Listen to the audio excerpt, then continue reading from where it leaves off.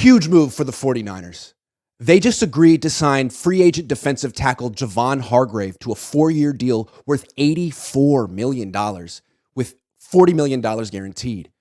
That's a lot of cash, and I didn't expect the 49ers to make such a big investment in another defensive lineman, considering they already have Eric Armstead making $20+ million, and Nick Bosa's about to get $30+ million.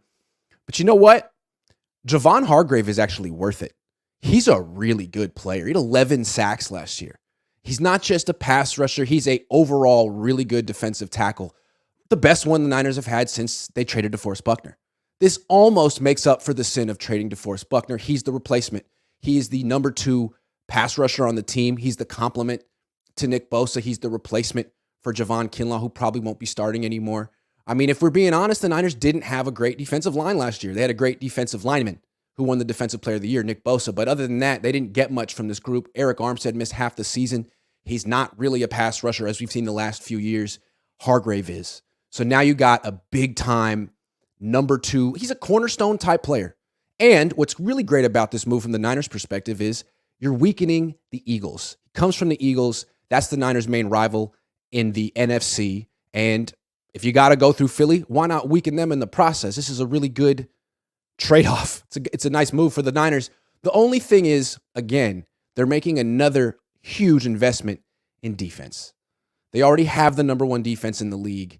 They're really trying to win a Super Bowl with defense and a running game like it's 1998.